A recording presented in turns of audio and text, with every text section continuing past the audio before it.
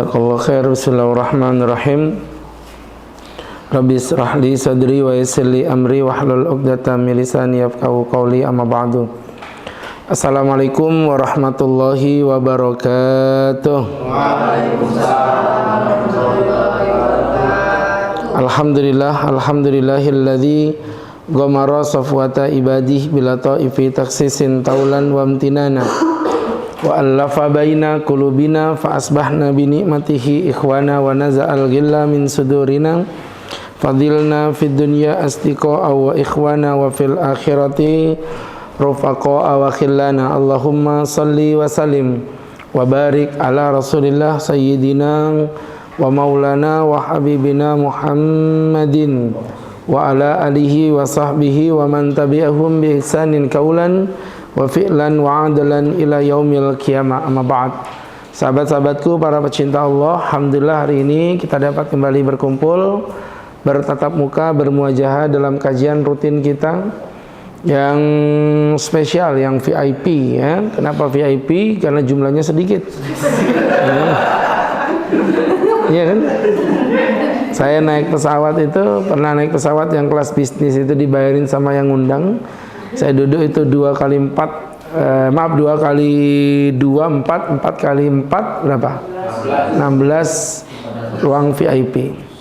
Noleh ke belakang yang tempat kalian itu, ya, lihat ke belakang yang tempat kalian itu, yang promo gitu itu ya.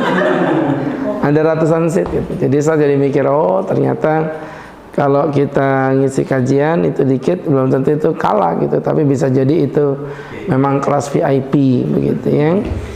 Yes apaan, orang dihina kok yes. Orang disindir dibilang yes. Jadi teman-teman yang berbahagia, pada kemana ini orang-orang ini? Sakit. Oh sakit, sebanyak ini?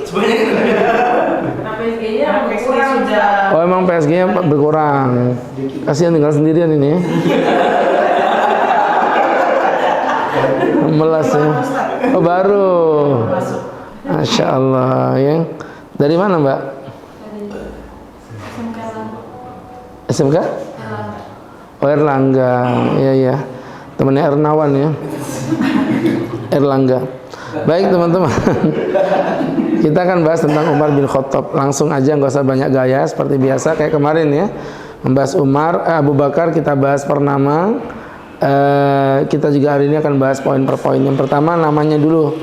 Beliau dijuluki dengan Abu Hafs. Abu Hafs itu bapaknya Hafsah ya. Hafsah itu istrinya Nabi. Kenapa? Karena memang ternyata istri Nabi bernama Hafsah. Itu merupakan anak pertama dari Umar. Jadi orang Arab itu kalau memanggil orang dengan julukan Abu itu berarti anak pertama. Ya contoh misalnya ada Nabi Muhammad itu anak pertama namanya Qasim, makanya beliau dijuluki Abu Qasim. Sama kayak Ustadz anak pertama namanya Wildan, makanya panggilannya Abi Wildan. Ya sama kayak ada orang anak pertama namanya Gosok, berarti panggilannya Abu Gosok ya. Baik teman-teman yang sibuk berbagi konsumsi ya. Baiklah. Yang tolong seksi perbadokan istirahat dulu ya. Tahu badokan? Ya orang Jawa tuh lain paham itu ya.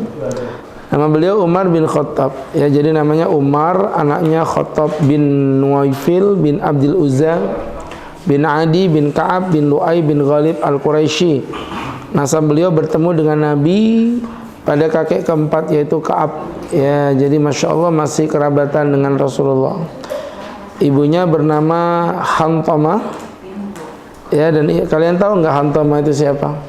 Hantamah itu ternyata adalah kakaknya Abu Jahal. Jadi ternyata kekerabatannya masih terhubung Abu Jahal dengan Umar. Dan dua orang ini nanti akan kita pelajari di belakang nanti ya, di belakang ya. Nanti akan saya jelaskan. Ternyata ini dua sejoli ini ya, antara Umar dengan Abu Jahal ini ya, seperti apa dan bagaimana nanti kita akan lihat. Baik teman-teman, itu nama beliau, clear ya. Jadi namanya sama, beda sama Abu Bakar kemarin. Ada yang kenal nggak namanya Abu Bakar kemarin siapa? Ya terserah kalian lah siapa. Perasaan kayak nggak ada gunanya saya ngajar itu. Nama beliau Abdullah bin Utsman, nama aslinya ya. Abdullah bin Utsman. Coba aja challenge tengah jalan. Hai guys, hari ini kita mengadakan sosial eksperimen mengenal sahabat-sahabat Nabi. Cekling, ya kan? Tanyain orang, kalau bisa menjawab Anda mendapatkan satu rumah dari Sadina gitu. Pas yang ditanya pernah belajar betulan, tewas memang kalian ya. Jadi teman-teman, namanya Abdullah bin Utsman At-Taimi ya, Abdullah bin Utsman. Jadi teman-teman, ini namanya beliau yang Abu Bakar itu kunyah, namanya kunyah itu julukan, sama kayak nama saya Agus Sairul Huda gitu, tapi kan sering dijuluki Ustadz Michael ya. Baik teman-teman. Kok astagfirullah sih? Kalian kayak ngeliat aku berzina aja, astagfirullah ya. Baik, itu tadi teman-teman. Adapun lakop beliau dijuluki Al-Faruq. Ada yang tahu artinya Faruq apa? Faruq ya, kalau kita lagi gatal tuh kan? Oh, garuk. Jadi ngomongnya santai aja Mbak, biasa. Kenapa beliau dijuluki Al-Faruq teman-teman? Karena waktu itu kebenaran disebut dengan Islam, kejahatan disebut dengan kekafiran. Dulu kan bercampur, tidak kelihatan. Maksudnya tidak kelihatan itu maknanya gimana, Tat? Maknanya waktu itu orang Islam dakwanya sir. Sir itu apa? Dakwanya sir, pelan-pelan. Ya, dakwanya sembunyi-sembunyi. Sampai akhirnya Umar masuk Islam. Dan waktu itu Umar bertanya kepada Nabi Muhammad, "Ya Rasulullah, afina alal haq, apakah kita dalam kebenaran?" Kata Nabi, "Ya Umar, kita ini membela kebenaran." "Fafimal ikhtifa, kalau begitu ngapain sembunyi-sembunyi?" Umar mantan preman kelas kakap ya bagi dia. Kalau emang kita benar, ngapa sembunyi-sembunyi? Cirinya orang yang nggak benar itu pasti dia sembunyi-sembunyi. Kayak main HP di belakang pantat temennya itu. Menunjukkan emang dia salah gitu, ya kan? Kalau dia nggak salah, kenapa harus takut? Siapa nuduh situ? Enggak. Ustadz aja nggak ngomong siapa-siapa. Ustadz kan ngomong kalau orang salah itu pasti sembunyi-sembunyi. Makanya suami istri berpelukan santai-santai aja di mana, di mall kah biasa. Coba kalau orang pacaran, pasti fitrahnya nyari tempat sembunyi-sembunyi. Kenapa? Karena dia tahu dia itu salah. Ada nggak orang Balikpapan berzina? Banyak. Tapi ada nggak yang berzinanya di lapangan Merdeka hari Minggu pagi-pagi samping Lele Salome? Ya? Jadi teman-teman yang berbahagia, yang dimuliakan Allah, ya pasti nggak ada. Kenapa? Karena pengennya sembunyi-sembunyi. Nah kata Umar, kalau memang benar ngapain kita sembunyi-sembunyi? Akhirnya apa kata Nabi? Maumu apa Umar? Kita terang-terangan. Jadi yang pertama kali menginisiasi dakwah secara terang-terangan yang disebut dengan dakwah jihara, meninggalkan dakwah sirra, dakwah sir, dakwah pelan-pelan, itu adalah Sayyidina Umar. Al-Imam Ibnu Abbas mengatakan orang pertama yang berani menampakkan Islam di kota Makkah adalah Umar bin Khattab ya. Ini sebenarnya mau niat cari ilmu apa cari makan sih kalian ini, Masya Allah ya. Ayo fokus inilah yang jika ada lampu lupakan lilin, jika ada aku lupakan yang lain ya. Jadi teman-teman yang dirahmati Allah subhanahu wa ta'ala, teman-teman yang dirahmati Allah subhanahu wa ta'ala, inilah kenapa Umar dijuluki sebagai apa tadi? Al-Faruq. Ya, gimana mau ngomong mulutnya penuh minyak begitu? Enggak, cewek kan mulutnya minyak karena lipstik yang seksi itu. Ini enggak, belepotan gorengan itu. Beda ya. Orang nyemil sama orang lapar tuh yang beda. Kalau nyemil tuh dia masih fokus sambil gini, nah. Nyemil. Kalau dia enggak, mana lomboknya. Jadi teman-teman yang dirahmati Allah ya, hargai ya, ini dari Karangjati ke sini jauh banget ya. Iya, baju Ustaz tadi putih sampai jadi merah begini ya.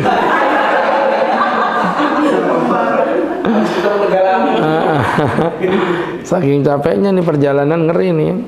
Baiklah, pakai Gojek lagi, demo lagi, ya kan? Macetnya luar biasa.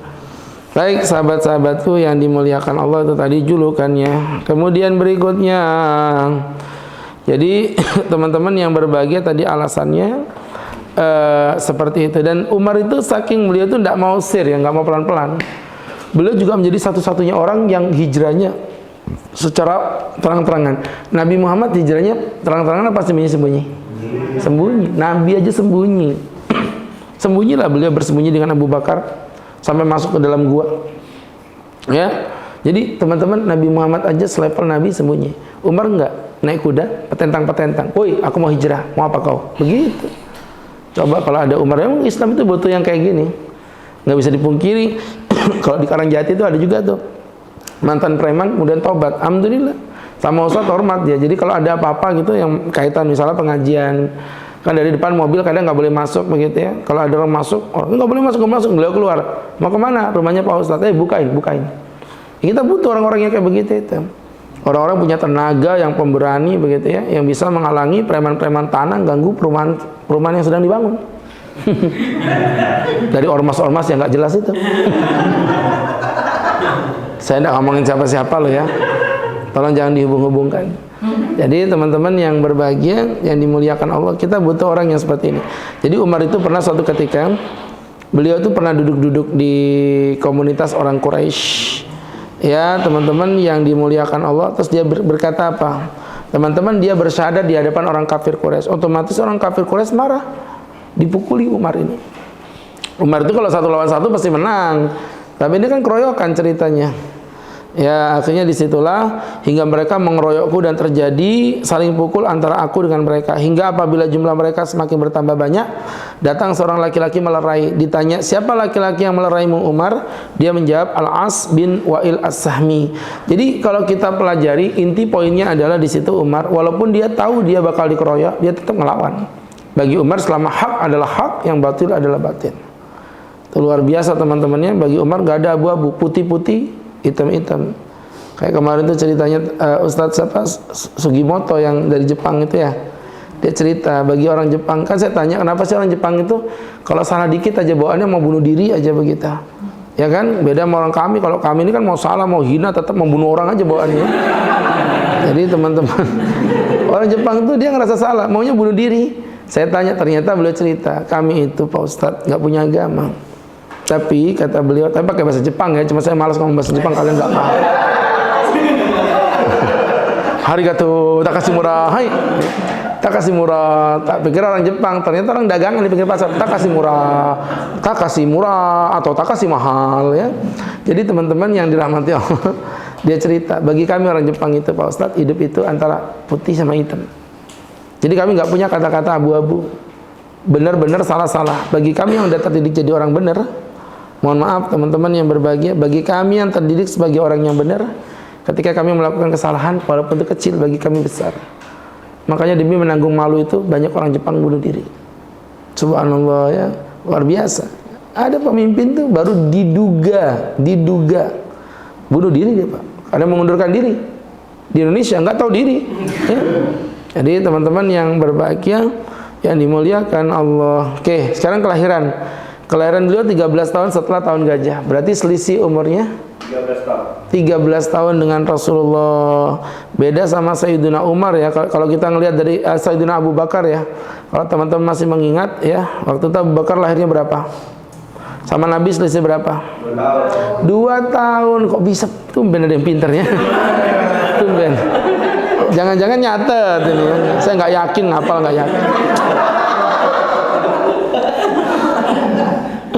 Selisihnya 2 tahun kalau Abu Bakar ya, lebih tepatnya 2 tahun setengah, 2 tahun 6 bulan. Kalau Abu Bakar, Umar itu 13 tahun. Berarti dari sini aja udah kelihatan, berarti gennya udah beda kan? Gennya udah beda. Nabi Muhammad dengan Umar ini jauh. Umar ini istilahnya anak muda lah.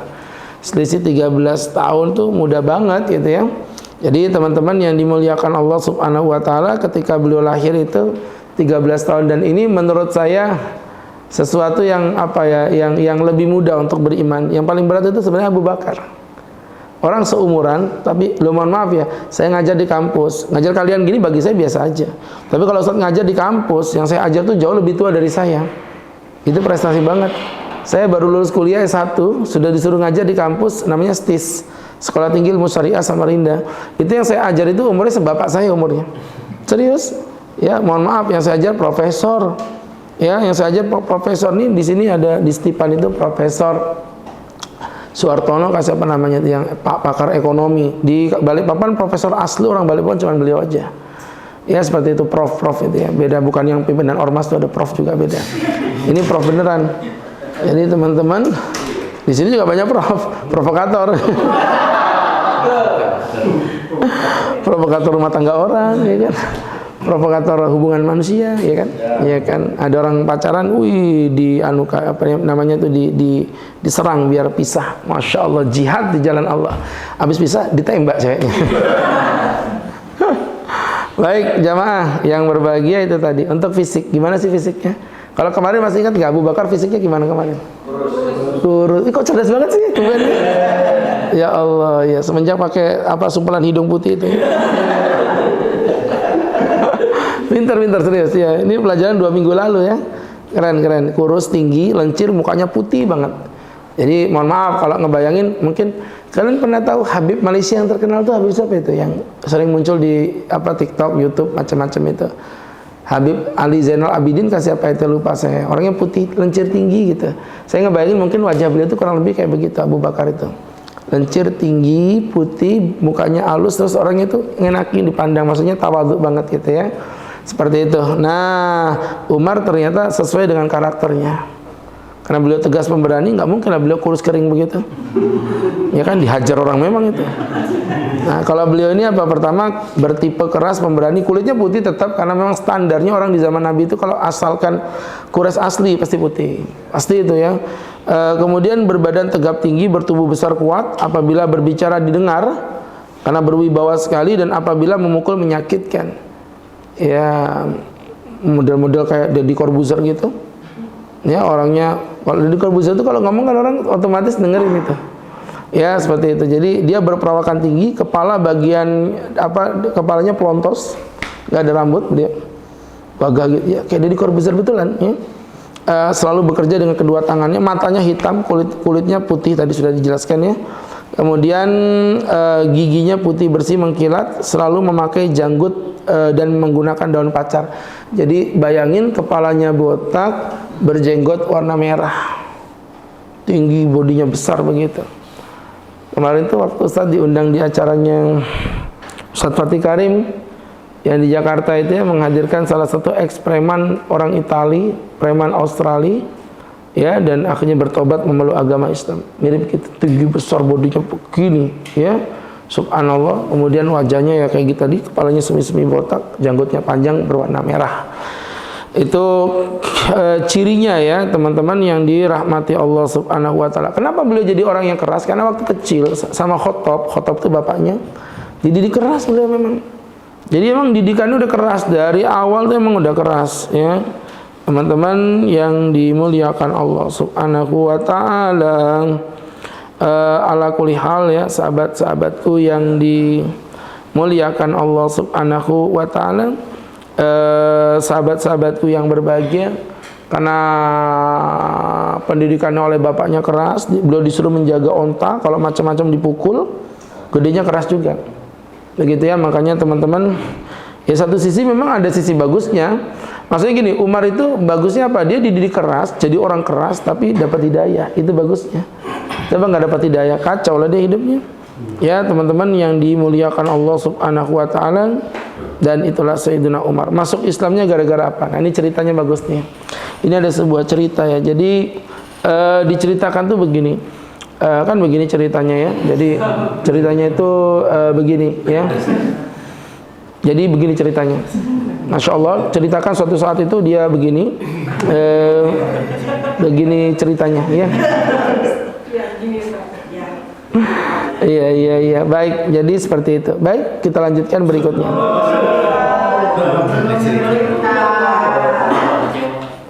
Penonton kecewa bukan urusan saya. Orang penonton bayaran aja gaya. Jadi teman-teman, tahu penonton bayaran nggak sih? Yang kayak di itu TV-TV itu kan Indosiar gitu. Kalau nonton dibayar itu. Dan itu ada koordinatornya itu si Sugigi itu ya. Iya. Mana? Mas Eling. Baik. Yang membuat Umar masuk Islam itu ada dua. Yang pertama adalah tentunya qadarullah, Allah yang menghendaki. Ya, dan yang kedua adalah doanya Rasulullah SAW. Nah ini teman-teman, saya membahas doa dulu, ini unik. Kenapa? Nabi pernah berdoa, bunyi doa Nabi itu begini. Ya Allah, aizil islama, muliakan Islam di antara satu dari dua orang ini ya Allah. Jadi doa Nabi itu gitu. Unik, artinya kenapa nggak Nabi langsung ngomong aja nyebut nama gitu, tapi Nabi enggak. Nabi bilang gini, ya Allah berikanlah kemuliaan pada Islam dengan orang yang kau cintai dari salah satu dari dua ini. Berarti dua orang ini nggak mungkin dapat hidayah dua-duanya. Siapa yang disebut Nabi waktu itu adalah Abu Jahal bin Hisham dan Umar bin Khattab radhiyallahu taala anhuma. Maka kemudian teman-teman yang berbahagia, kita temukan ternyata apa yang didoakan Nabi itu benar. Ya siapa yang bisa memperkirakan Umar masuk Islam? Anda jangan ngomong, ya Nabi ngomong gitu memang Umar masuk Islam betulan doa. Kan ngomongnya belum masuk Islam. Waktu Nabi ngomong doa ini belum masuk Islam. Dan memperkirakan Umar masuk Islam itu sama kayak Anda bisa memperkirakan bahwa Indonesia bisa mengalahkan Belanda main bola. Indonesia bisa mengalahkan Argentina. Hanya orang gila bin Bahlul yang percaya itu. Ya. Jadi teman-teman yang berbahagia, yang dimuliakan Allah, Ustaz pertegas kembali ya. Jadi memperkirakan Umar masuk Islam itu mustahil. Itu kayak Ustaz memperkirakan apa istilahnya ya, ceramah di Sahdina dibawain pizza, itu mustahil, mustahil. Enggak mungkin. Ya. Enggak mungkin. Kemarin ke Sinar Mas dibawain Dandita sih. Emang yang konven-konven gitu malah kadang pengertian sih dibandingkan yang syariah-syariah gitu. Mungkin karena dia no ribet ya, no riba, no goror, akhirnya ya no dandito. Jadi teman-teman yang dimuliakan Allah Subhanahu wa taala, akhirnya dengan doa Nabi Muhammad inilah Umar akhirnya masuk Islam, dan sesuai janji Allah juga kan, Abu Jahal sampai mati nggak memeluk agama Allah, dan akhirnya Abu Jahal mati dalam kondisi kafir dalam perang Uhud ya. Jadi teman-teman yang dimuliakan Allah Subhanahu wa taala, ini menjadi pembelajaran untuk kita bersama. Kemudian yang kedua, yang ketiga, tadi pertama kan qadarullah, Allah berkehendak ya. Nomor dua karena doanya Nabi, dan yang ketiga ini yang keren. Ini prosesnya. Nah ini yang tadi saya mau cerita, itu ceritanya tuh begini. Jadi kan begini ceritanya ya. Suatu ketika dia begini, akhirnya dia kan mencoba begini-begini gitu ya kan. Dan terjadilah yang begini ya. Insyaallah ketika itu Umar bin Khattab membawa pedang. Kenapa? Karena beliau udah capek. Kan biasanya beliau preman ya, yang nggak suka dihabisi mati selesai. Begitu kalau prinsip beliau. Nah ketika beliau udah benci sama Muhammad, sama Nabi Muhammad teman-teman, akhirnya Umar kepikiran, aku ngapain juga diplomasi kayak gini bebungulan. Ambil pedang aja langsung bunuh Muhammad, selesai. Loh kalau Nabi Muhammad udah mati kan tidak mungkin Islamnya jalan. Ya kan, selesai. Kata Umar, kelamaan sih, udah habisin aja. Akhirnya Umar datang bawa pedang yang dengan termenggah-menggah menuju ke rumah Rasulullah Sallallahu Alaihi Wasallam. Di tengah perjalanan dengan niat hendak membunuh Rasulullah, dengan niat hendak membunuh, dia bertemu dengan Abdullah An-Nahham Al-Adawi. Ini salah satu orang kafir juga. Kemudian dia bertanya, hendak kemana kau Umar? Kata Umar, kamu nanya. Bertanya-tanya. Otomatis Abdullah An-Nahham pun menjawab, bercanda ya. Bercanda ya teman-teman yang berbahagia, yang dirahmati Allah. Umar akhirnya emosi, aku mau bunuh Muhammad.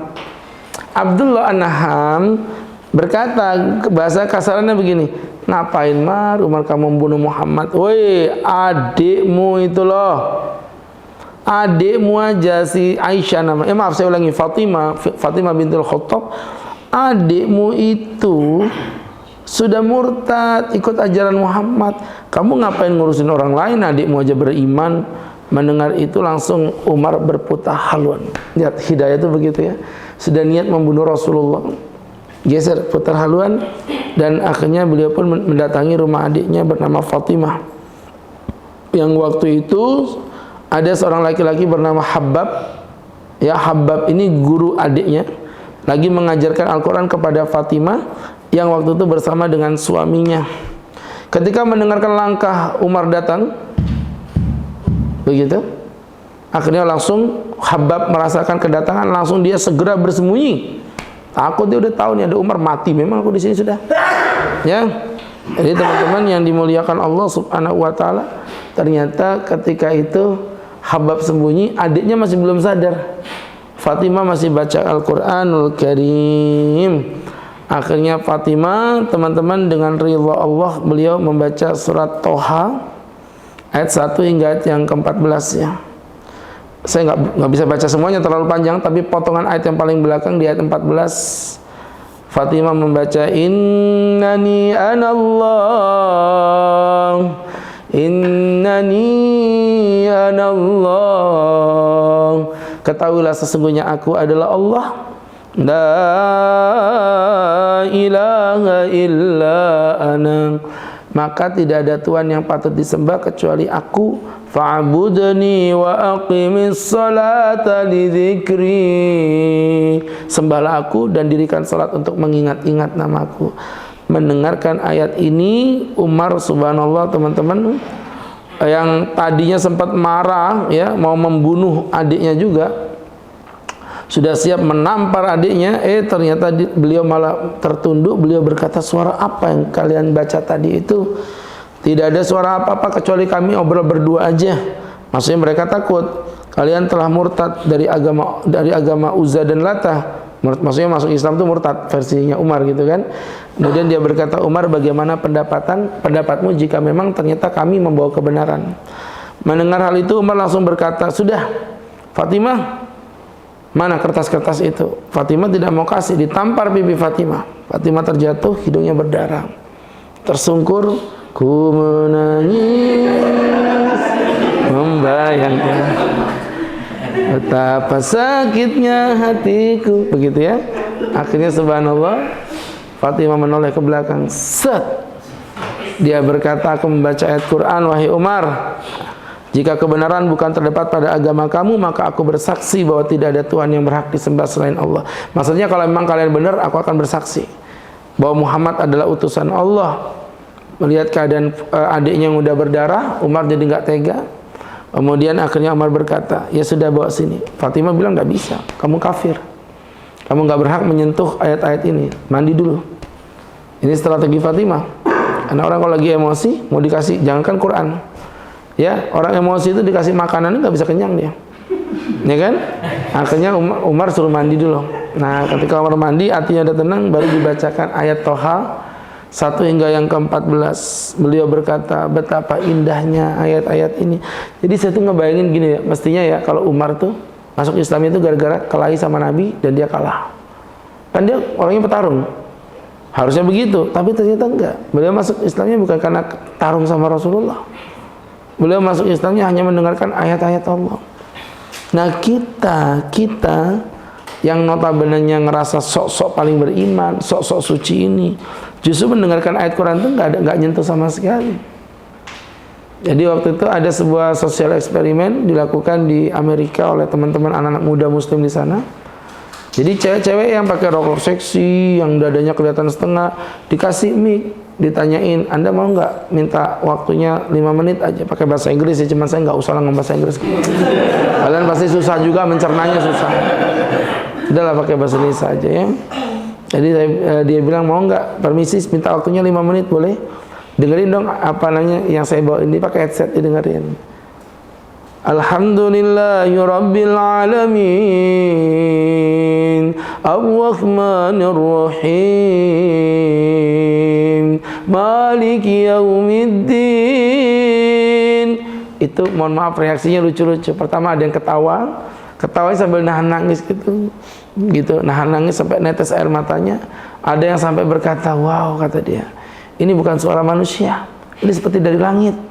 Jadi saya tuh jadi bayangin, lah ya orang kafir kok dengerin ayat Quran bisa merasakan nikmatnya. Lah orang Islam ini dengerin Quran malah biasa aja. Ya kan? Malah kadang dengar Quran malah marah. Ada itu orang Islam datang, ini pakai suara Quran di masjid ini. Semenjak kau pasang nih, rumahku ndak laku kontrakan. Orang-orang bule ndak ada yang mau nyewa rumahku. Astagfirullahaladzim. Orang bule biasa aja pas. Di rumah saya di Karangjati banyak bule biasa aja.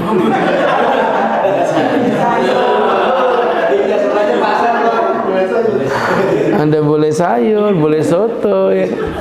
Biasa aja. Sombong amat ya.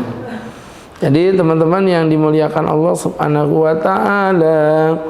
Kemudian ketika Umar mengetahui kebenaran Islam, dia pun masih mendatangi Nabi, masih dengan membawa tongkat. Coba apa rasanya para sahabat waktu itu menjaga Nabi?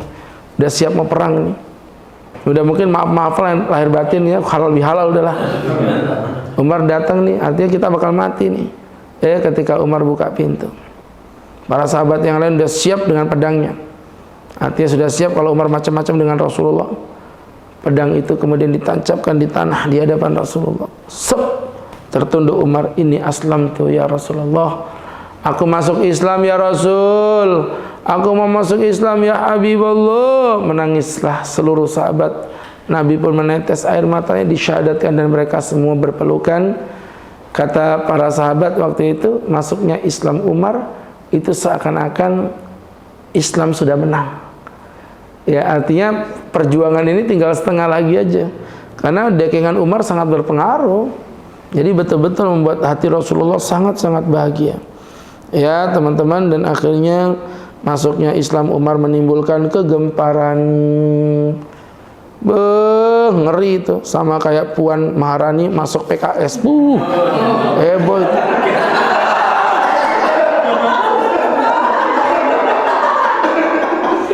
Kebayang gak sih? Ya kan?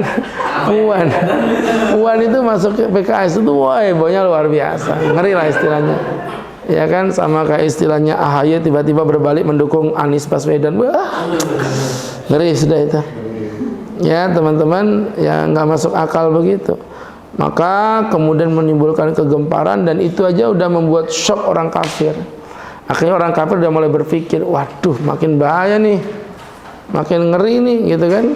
Seperti itu pokoknya, ya. Dan itu kemuliaan, kemenangan bagi umat Islam yang sangat membahagiakan ya, sebahagia PT Saadina ketika mendengar kabar tanahnya akan dilewatin jalan tol. Baik teman-teman.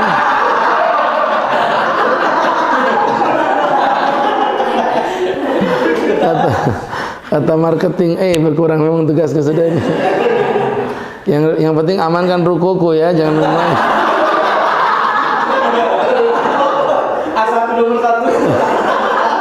A1 nomor 1 jangan dimain-mainin itu.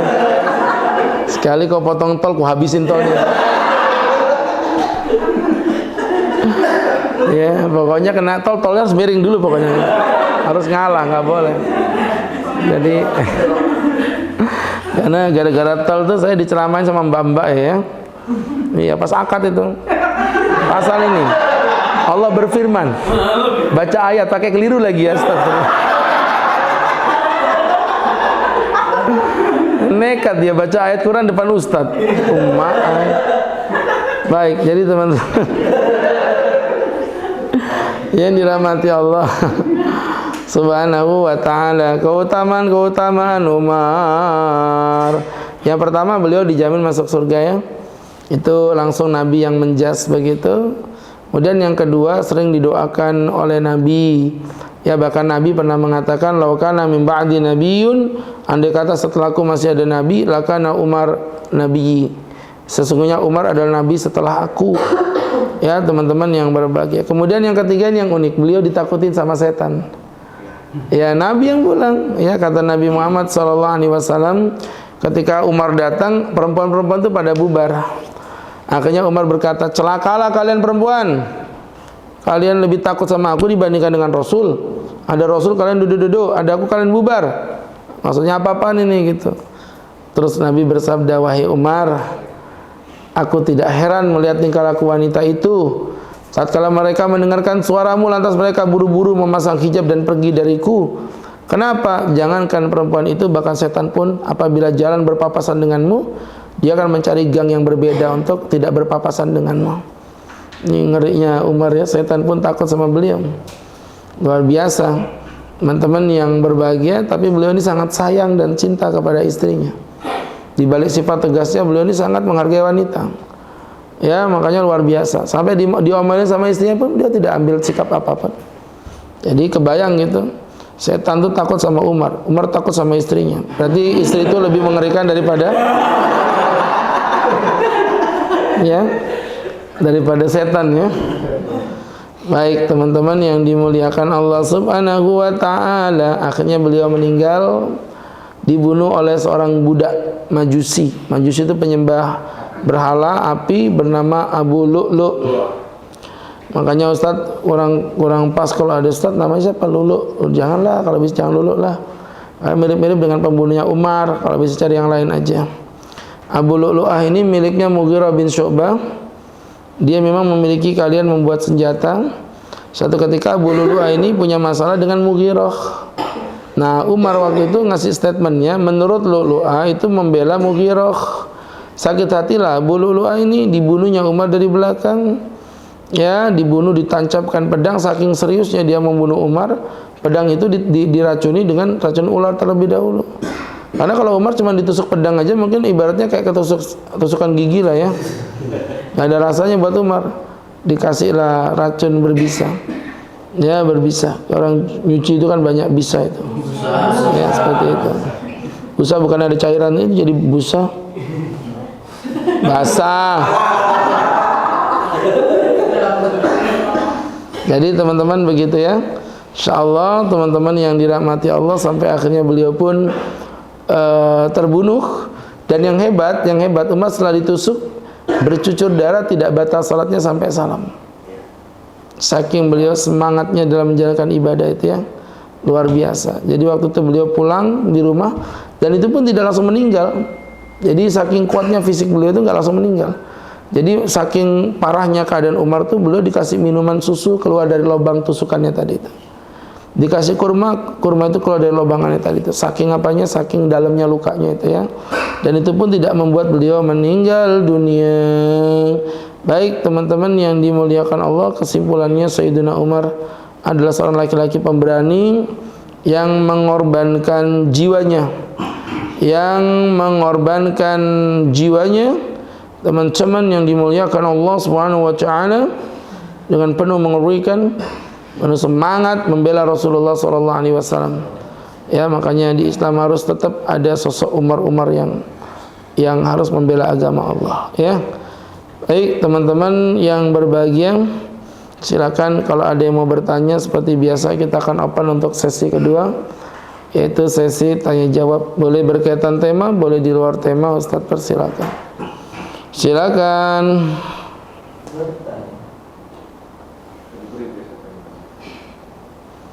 Silakan.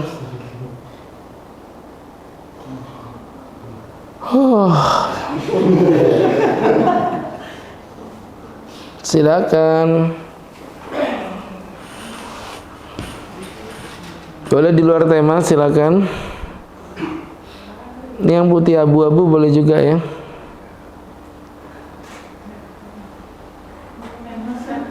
Silakan. Ya, mulainya ini untuk sholat tahajud itu kan syaratnya harus tidur dulu ya Ustaz ya. Yoi.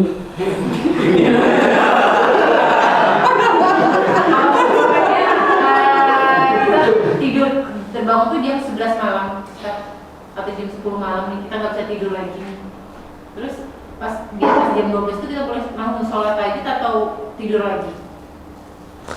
Jadi gini, pertanyaan Anda itu simpel sebenarnya. Pertama, sholat tahajud itu dilakukan setelah bangun tidur. Iya, kenapa? Karena tahajud itu memang definisinya bangun tidur. Jadi bahasa Arabnya bangun tidur itu tahajud gitu loh ya. Nah, masalah nanti dimanapun silakan aja. Mau di sepertiga malam pertama boleh, sepertiga malam kedua boleh, sepertiga malam ketiga boleh. Ibu tadi ngasih contoh jam 11 kemalaman. Malaman setengah 9 aja boleh. Asalkan tadi, misal contoh, ya mungkin aja kan misalnya sholat isya, habis sholat isya nonton TV ngantuk ketiduran, ya kan dibangunin suami, ternyata waktu ibu bangun tidur tersingkap roknya, suami menunjukkan tanda-tanda kiamat kubra. Ya kan? Tanda-tanda kiamat kubro mulai muncul. Mata memerah, hidung membengkak, gigi bertaring. Akhirnya saya membangunin tuh, yang ibu dibangunin dia juga bangun. Akhirnya terjadilah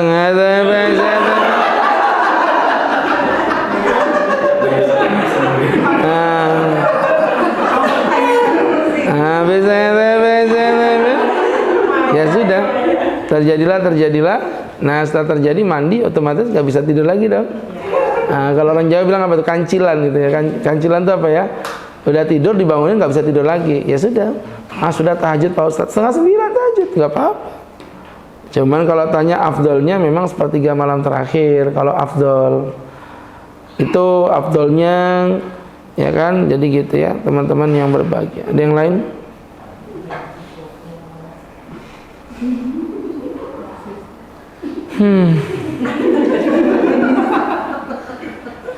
Ada yang lain? 5 4 3 2. Ayo satu lagi. 1.